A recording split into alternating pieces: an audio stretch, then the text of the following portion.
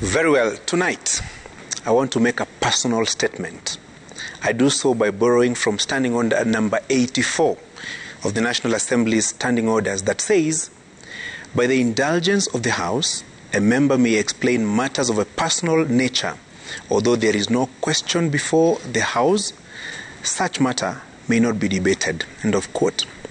I specifically borrowed from the National Assembly's rulebook because the matter I seek to address is related to the House, albeit in a very twisted way. Over the last 24 hours, I've received inquiries from far and wide regarding certain malicious posts on social media about myself. If I didn't care so much about the millions of Kenyans who have supported my work as a journalist for the last 16 years, I would not have dignified these distasteful posts with a response. But I greatly respect our viewers and listeners and would not want to torture them with endless guesswork about my professional standing. To be clear, I come from Kiambaa constituency, specifically Banana Hill.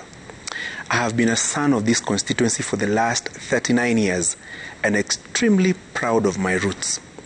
Yesterday, our constituency lost its Member of Parliament, the late Honorable Paul Koinange, a man I deeply and sincerely respected.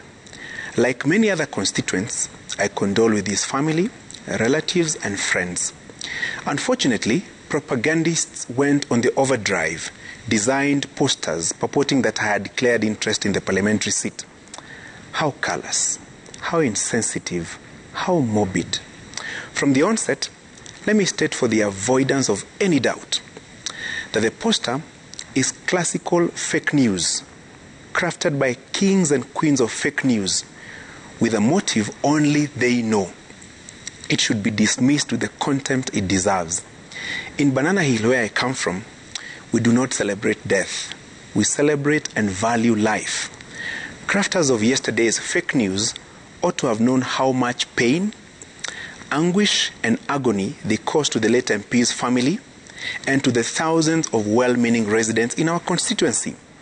As Garry Kasparov, a Russian chess grandmaster, writer and political commentator, in one of his articles said, the point of modern propaganda is not only to misinform or push an agenda, it is to exhaust your critical thinking, to annihilate truth. Here is my truth. I have the best job in the world that I do not intend to trade for any other. I'm a journalist. I'm not a politician. I have no such desires. I do not intend to vie for any parliamentary seat now or even in the near future. The only election-related plan I have is to ensure that Citizen TV, the country's leading news channel, whose political editor I am, has the best, most extensive, credible, fair, balanced, and impartial election coverage in the country next year, and a rich menu of political content through this year and all the days that God will grant me to be here. In conclusion, yesterday when I came across the fake poster, I opted to seek some knowledge about rumors and lies. I came across a clever piece penned by Christopher James Gilbert, an American poet, better known by his pseudonym Chris Jami.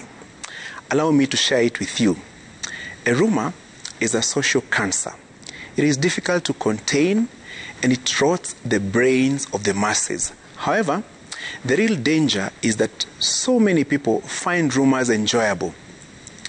That part causes the infection, and in such cases, when a rumor is only partially made of truth, it is difficult to pinpoint exactly where the information may have gone wrong. It is passed on and on until some brave soul questions its validity. That brave soul refuses to bite the apple and let the apple eat him. Forced to start from the scratch for the sake of purity and truth, that brave soul, figuratively speaking, fully amputates the information in order to protect his personal judgment. In other words, his ignorance is to be valued more than the lie believed to be true. End of quote. Let us reject fake news. To the purveyors of yesterday's fake news, I forgive you in the spirit of Easter. Have a blessed Easter. That's my punchline.